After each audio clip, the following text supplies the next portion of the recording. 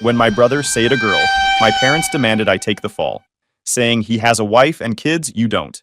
So I did this instead. And now they're suffering. Sup Reddit. Look, I'm not the type to air out family business online, never have been. But after what happened, I need to get this out somewhere. And maybe someone needs to hear that standing your ground is the only option when people think you're expendable. I, 34 male, work as an industrial engineer for a manufacturing company. Been there for 9 years, worked my way up from entry level to senior engineer. Good salary, good benefits, good life. My twin brother Zachary is also 34. He's got the picture-perfect life on paper. Wife Jillian, 3 kids aged 12, 9, and 6, house in the suburbs with a 2-car garage and a golden retriever. We're identical twins. Strangers mix us up constantly, but personality-wise, we couldn't be more different. Zachary's the charming one, always has been. Life of every party, quick with jokes, magnetic personality that pulls people in. I'm the quiet twin. Steady, reliable, keeps his head down and does the work. Meanwhile, I've got a condo downtown that I bought myself 3 years ago. No wife, no kids, no pets. Just me, my work, and a solid group of friends. My parents never hid their disappointment about my single status. Every family gathering, it was the same questions. When are you going to settle down? Don't you want kids? Zachary's got such a beautiful family. Don't you want that too? I'd just shrug it off. I was happy with my life. But to my parents, Zachary was the golden child who'd done everything right, and I was the one who couldn't get his life together, despite having a solid career and financial independence. Zachary got praise for being social and charming. I got lectures about being too serious. That setup matters, because when everything went down, they'd already decided which twin was worth protecting. This whole mess started on a Tuesday. Regular day. I was at work, running through production schedules for a new contract we just landed. Big deal for the company, bigger deal for my department. The contract was worth $8.2 million over 3 years, and my efficiency protocols would determine whether we hit profit margins or ate losses. I'd spent 2 weeks building the presentation. The VP of operations was there, director of manufacturing, 2 board members who'd flown in from corporate. This wasn't some departmental meeting you could duck out of. I was in the middle of a presentation to some higher-ups about implementing new efficiency protocols when my phone started vibrating in my pocket. First my mom, then my dad, then Zachary. I ignored them. You don't take personal calls during executive meetings. That's just common sense. But they kept calling. My phone was practically doing a dance on the conference table. The VP gave me a look, so I excused myself and stepped out. 14 missed calls. 14. In 30 minutes. My mom's voicemail was shaking. Almost incoherent. Something about an emergency. About needing to see me right away. About Zachary being in trouble. She wouldn't say what kind of trouble, just kept repeating that I needed to come to their house immediately. Family emergency. I called her back. She answered on the first ring, voice all high-pitched and panicky. Told me to finish work and come straight to their place. Wouldn't explain over the phone. The drive to their house after work felt longer than usual. I ran through possibilities in my head. Someone sick? Someone died? Zachary's business failing? Jillian leaving him? Nothing prepared me for what was actually waiting. I walked through the front door around 6 p.m. The house was dark except for the living room lamp. My parents sat on the couch. Zachary stood by the window looking at his phone, shoulders hunched. Jillian was nowhere to be seen. My dad didn't waste time. Zachary had been accused of sexually assaulting a 23-year-old woman at his office. She'd filed a police report 3 days ago. HR had been notified. Corporate lawyers were involved. The woman had hired her own attorney. I stood there processing. Did he do it? Zachary didn't look at me. My mom started crying immediately. She launched into this speech about misunderstandings, money-hungry women, false accusations. My dad cut in. They needed to discuss options as a family. Be smart about this. Strategic. That's when I should have walked out. That's when every instinct in my body told me to turn around and leave. But I didn't. I stayed because I thought maybe there was a reasonable explanation. Zachary finally spoke up. Voice shaky, defensive. He'd been working late with this woman, Riley, on a quarterly report. Big board presentation. They'd been alone in the conference room around 8 p.m. on a Friday. Everyone else had gone home. The office was dead quiet. Just the hum of the HVAC system and their laptops running numbers. Zachary said they'd been working for 3 hours straight, that he'd ordered dinner for them both. Chinese food from that place on 5th Street. He paid with the company card, told her to expense it later.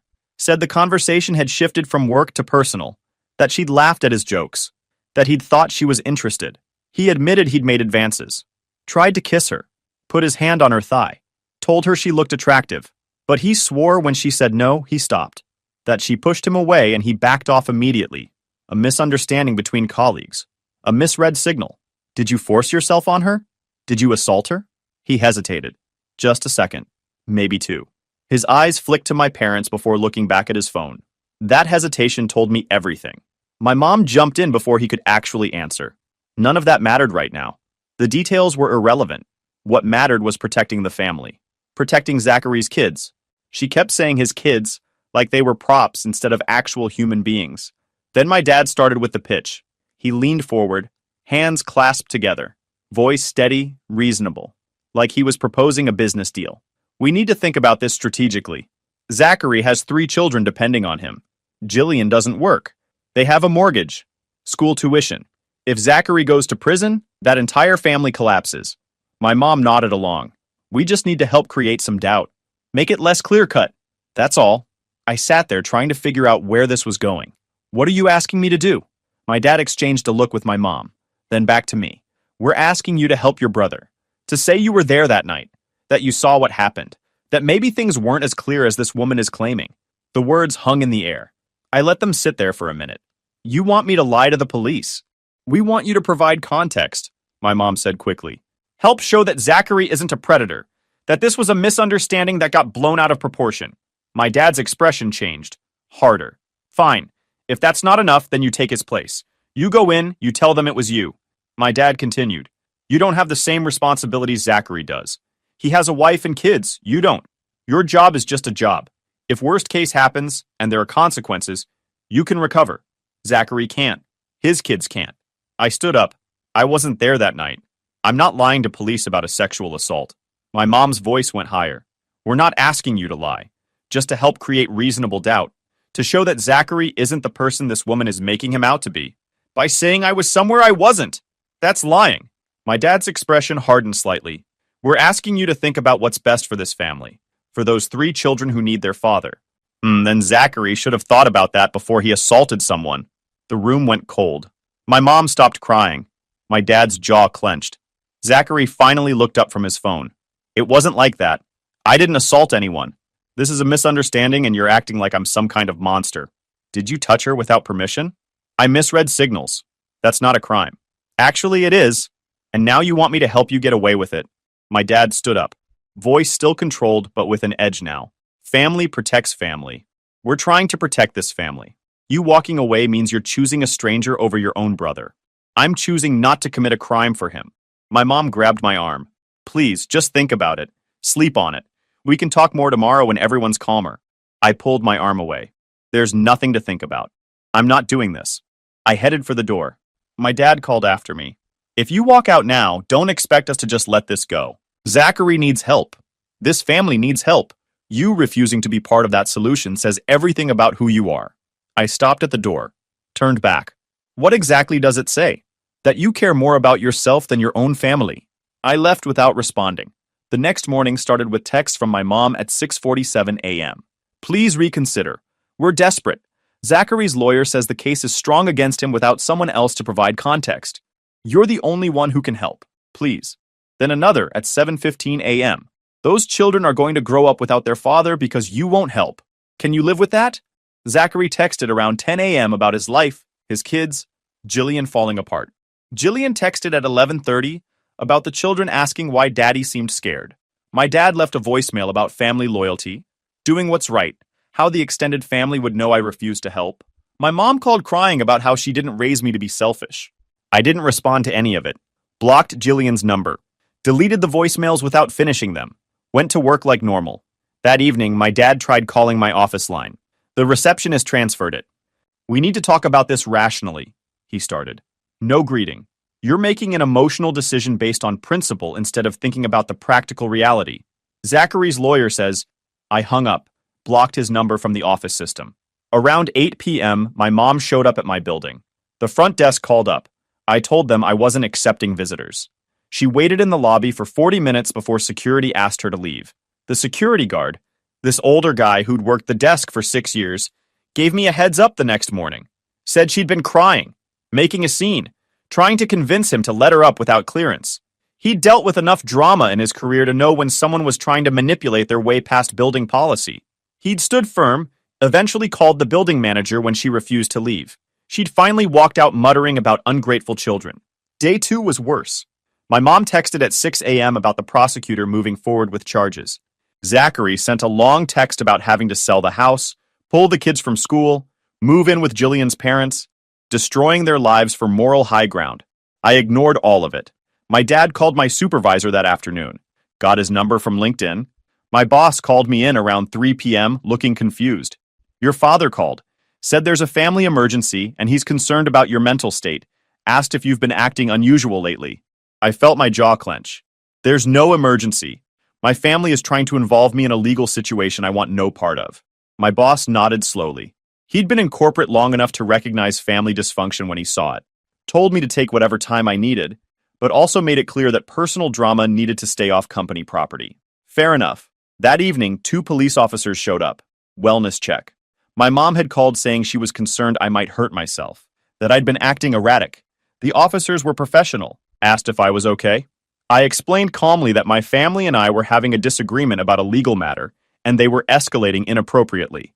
Showed them my ID, proved I was coherent and stable. They noted it and left. But I knew what this was. My parents showing what they were capable of.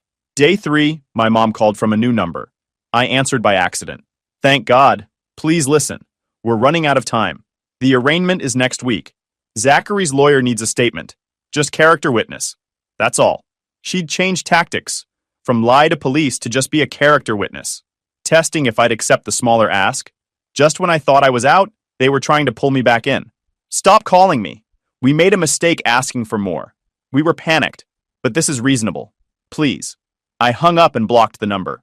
Then I called a criminal defense attorney I'd found the night before. The attorney called me back within 2 hours.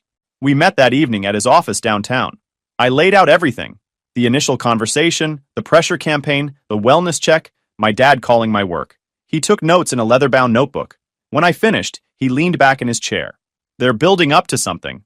This isn't random harassment. They're trying to wear you down so you'll accept a compromise position. First, they ask for everything. You refuse. Then they ask for something smaller that seems reasonable by comparison. But it all serves the same purpose. What do I do? Next time they contact you, record it. Get them on record stating explicitly what they want. Right now, it's all vague. Make them spell it out. He charged $350 an hour. Worth every cent. 2 days later, my dad called from another new number. I almost didn't answer, but the attorney's advice was fresh in my mind. We need to talk face to face, my dad said. No more phone calls. No more games. Just sit down and discuss this like adults. I have nothing to discuss. Zachary's arraignment is Monday. The lawyer needs to finalize his defense strategy. You showing up and refusing to even hear us out isn't helping anyone. One meeting. That's all I'm asking. I thought about my attorney's advice. Get them on record. Fine. When? Tomorrow. 6 p.m. Our house. I showed up at 5:58 p.m. with my phone in my jacket pocket, voice recorder app already running. I'd checked the law first. One-party consent. Completely legal.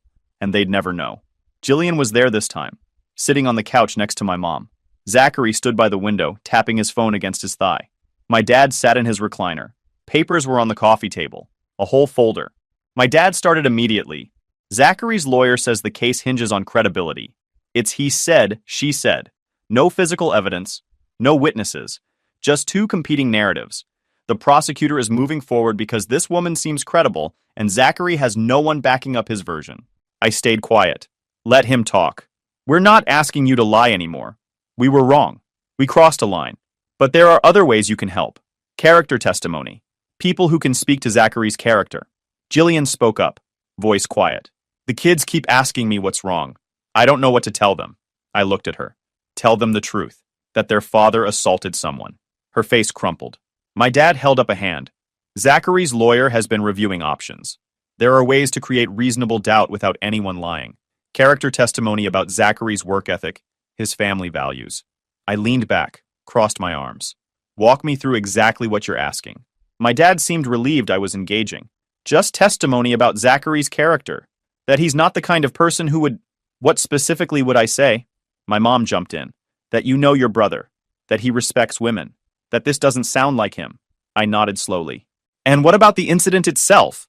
The night it happened? My dad's expression shifted, more eager now. The lawyer thinks it would help if someone could provide context about that evening. Maybe that you talked to Zachary that night, that he mentioned working late with a colleague, that he seemed normal, not agitated or guilty. Did I talk to Zachary that night? Pause. You could have, but I didn't. My mom's voice got higher. But you could testify that you did. Who would know? It's just a phone call. There it was, getting closer. I reached for the folder on the coffee table. My dad didn't stop me this time. Inside were draft statements, witness statement template with my name at the top, blank spaces for dates and details, signature line at the bottom. But the narrative itself was pure Zachary. It described his office layout, his working relationship with Riley, his version of what happened that night, all in first person. What's this? My mom's voice was barely a whisper. Just options. Different ways you could help. I read through it. This is written like I'm him. How would I know any of this? My dad leaned forward. You're his identical twin. You've been to his office. The statement just formalizes what you'd naturally observe. Except I wasn't there that night.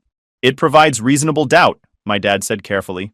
Makes the jury think maybe things weren't as clear-cut as this woman claims. I set the paper down.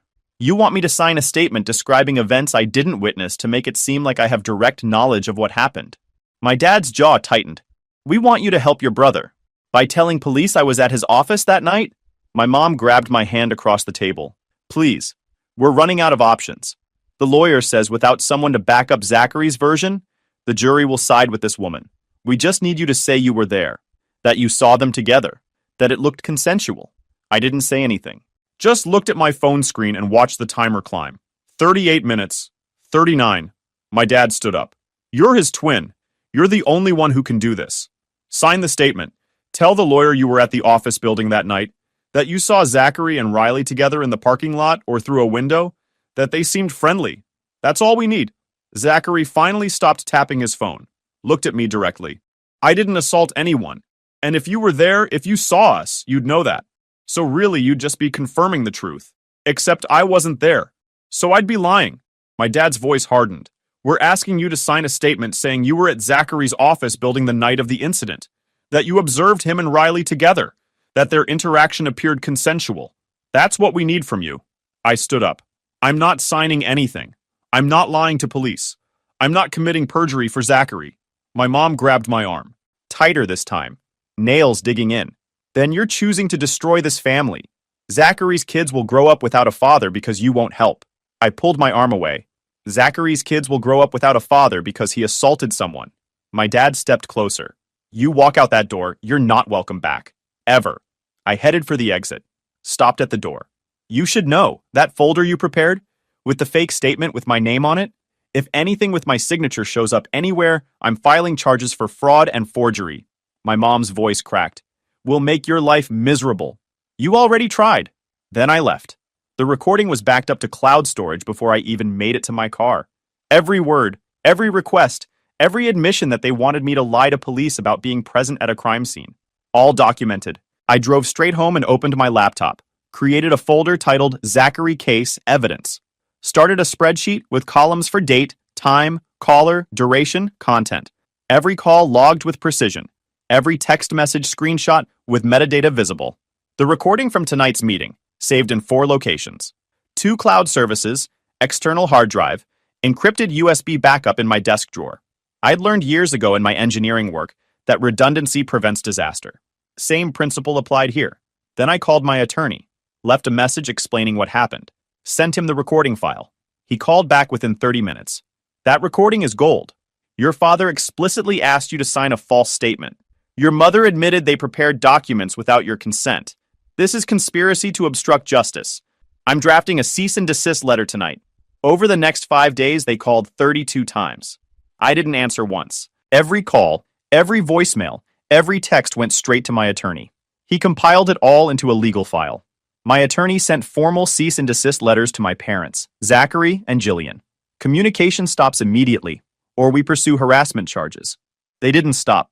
3 weeks after I refused to take the fall, my attorney called me at work. They're trying to do it anyway. Zachary's attorney started pushing a mistaken identity narrative in their filings. They're arguing Riley confused the two of you, that she thinks it was Zachary, but it was actually you. I felt cold. They're framing me without my consent? Yes. And it gets worse. The detective handling Riley's case wants to talk to you. I told him we'd cooperate fully, but only with me present and everything on record. The meeting was 2 days later. The detective, mid-40s, looked tired. He had Zachary's defense filings on the table. Your brother's attorney is claiming mistaken identity. Can you verify your location that evening? I pulled out my phone, opened my location history. I was at home. My phone was connected to my home Wi-Fi from 6 p.m. to 11 p.m. My building has security cameras in the garage and lobby. My car never left. I can provide my work badge log showing I left the office at 5:30 p.m. that day. The detective made notes. Your brother's attorney suggested you might have borrowed a car. I didn't. I was home, alone. I have proof. I forwarded everything to the detective. My phone's location data, request forms for my building's camera footage, my work access logs, everything. My attorney leaned forward. My client's family attempted to coerce him into making a false confession. We have recorded conversations documenting this attempt. We have text messages. We have timestamps. The document they submitted with my client's name is fabricated without his knowledge or consent. If they continue to involve my client's name in their defense strategy, we'll pursue criminal charges for conspiracy to obstruct justice, defamation, and witness tampering. The detective looked at the defense filings again, then at me. You're not a suspect. Your brother's attorney is trying to create alternative narratives because his case is falling apart. The mistaken identity angle is desperate. They know this won't hold up, but they're trying to create confusion for potential jury members. I nodded. What happens now? We proceed with the case against your brother. His statement goes in the trash. If he tries this again, we'll add obstruction charges. That was in December. The case wouldn't go to trial for another 13 months.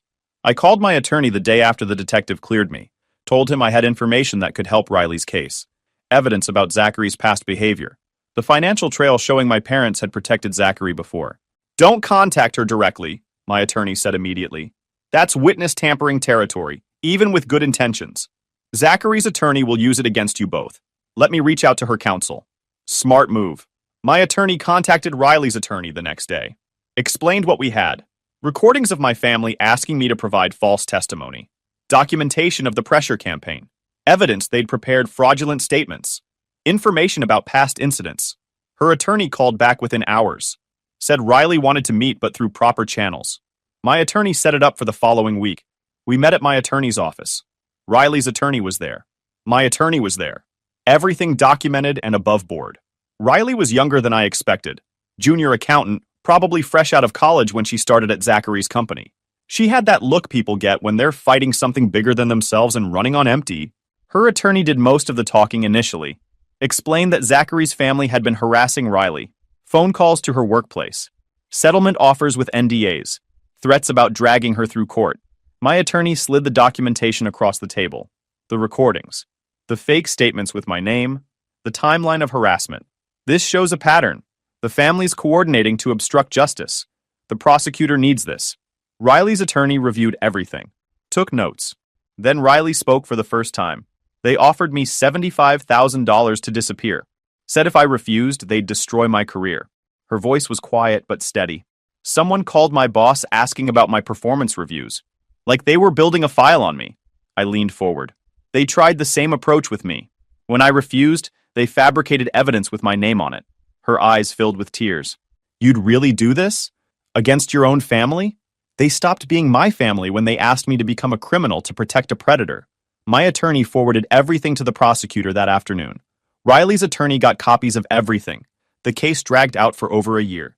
Motions, depositions, continuances. Zachary's attorney kept trying to delay, hoping Riley would give up or the evidence would get weaker. She didn't. Riley's case was solid. She'd emailed herself a detailed account within an hour of the assault, time-stamped at 9:47 p.m. Her attorney subpoenaed Zachary's phone, and a forensic data recovery service pulled text messages Zachary thought he'd permanently erased. 17 messages he'd sent her that night, going from, "I'm sorry if I misread things," to, "If you tell anyone about this, you'll regret it." The company's HR files showed 3 other complaints about Zachary over 5 years. Women reporting inappropriate comments, unwanted touching, boundary violations, all documented but never acted on because Zachary was a top performer. Testimony from others helped establish a pattern. The jury took 4 hours to convict on sexual assault and unlawful restraint. Zachary got 3 years in state prison. 3 years plus probation, registration, mandatory counseling. Jillian had already filed for divorce halfway through the trial and moved the kids to her parents' place in another state.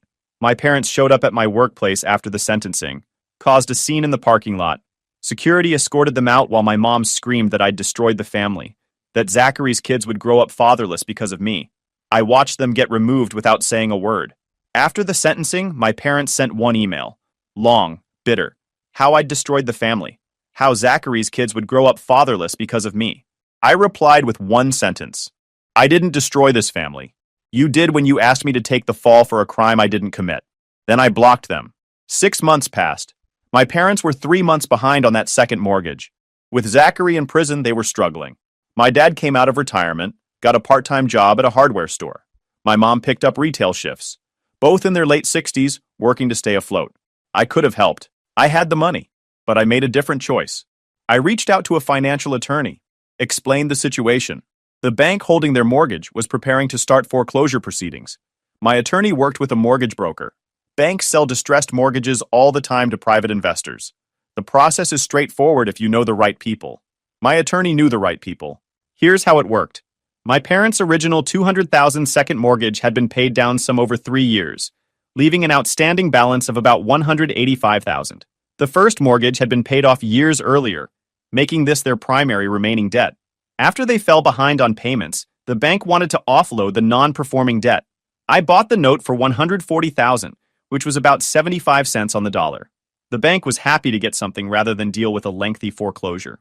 Once the transfer was complete, I now held a debt worth $185,000 that I'd only paid $140,000 for. The process took 6 weeks. Everything legal, everything documented, everything through proper channels. Once the transfer was complete, my attorney sent them a certified letter. The debt had been sold. They now owed payments to a different entity. Make payments on time every month, or foreclosure proceedings would begin. The letter didn't mention my name, not once. Just standard business language, account numbers, payment instructions. My dad figured it out within an hour.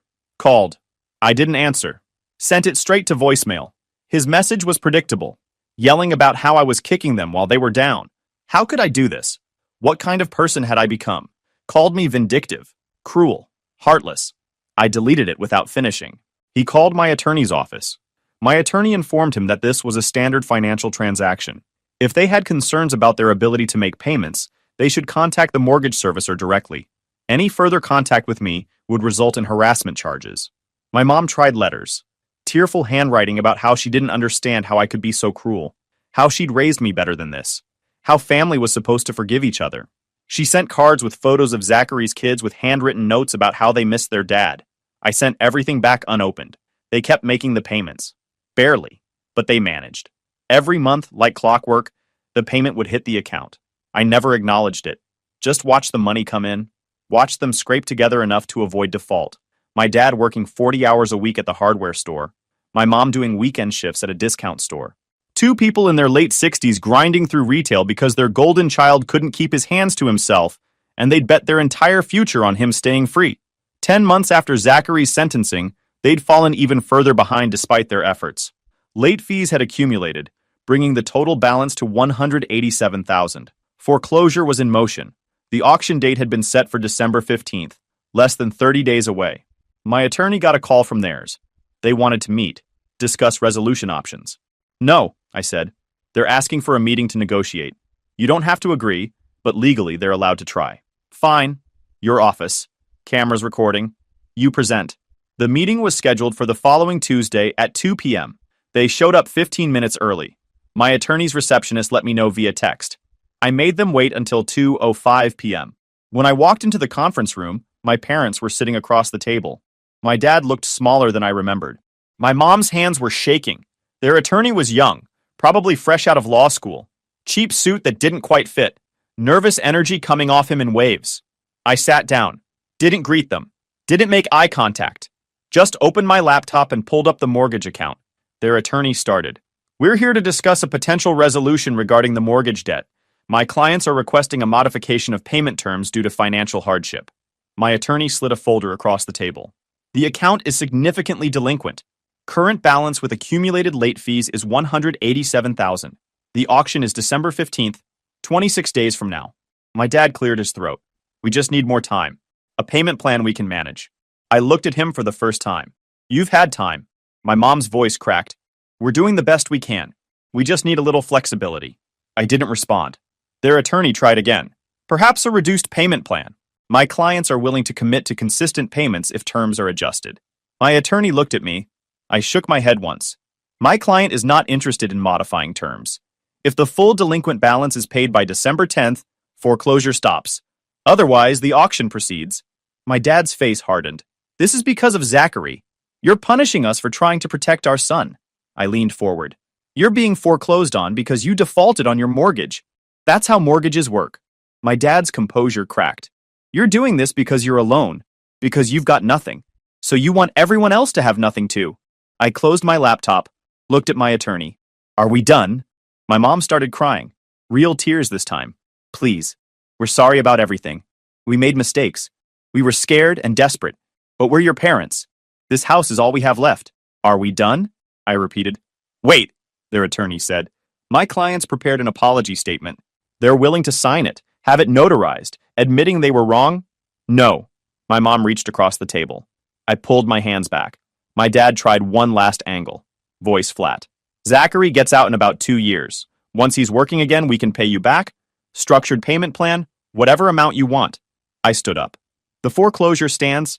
You have until December 10th to pay $187,000. Otherwise, you're out. My mom's voice cracked. We have nowhere else to go. We'll lose everything. I stopped, turned around, looked at her directly. He has dependents. You don't. Remember? Then I left. December 10th came and went. No payment. December 15th, the house went to auction. Sold for $165,000. My $140,000 investment came back whole. My parents had 60 days to vacate. They moved into a one-bedroom rental across town. Both kept working retail. Zachary wrote me letters from prison. Long ones about being sorry, about mistakes, about trying to be better. I threw them away without reading them. Watched them go into the shredder at work. Jillian reached out through a mutual friend a few months later. Wanted to apologize for begging me to take the fall. She'd been scared and desperate. I didn't respond. The kids were doing okay from what I heard. Jillian got a job in her hometown, moved in with her parents. The kids were in public school, seeing counselors. She'd started dating someone new, moving on. My parents became outcasts. Everyone knew what Zachary had done. Everyone knew they'd tried to cover it up. Friends stopped calling. Neighbors avoided them. No more church functions or events. I saw my mom at the grocery store several months later. She looked worn down, tired in a way that wasn't just physical. She froze when she saw me, just stood there staring. I nodded once, walked past like she was a stranger. She didn't follow. Zachary gets out in about 2 years. I've already decided what happens if he contacts me. Nothing. No response, no acknowledgement, no conversation. Recently, his lawyer called. Said Zachary wanted to meet when he gets out. Talk things through. Rebuild our relationship. Found religion in prison, apparently. Wanted to make amends. I told the lawyer Zachary can do whatever he wants with his life, but it won't involve me. Wasn't about guts. Was about self-respect. Zachary keeps serving his time. My parents keep working retail. Jillian keeps building her new life. And I keep moving forward. If you enjoyed this video, please hit that subscribe button. It really helps the channel and help us bring you more and better stories. Thanks.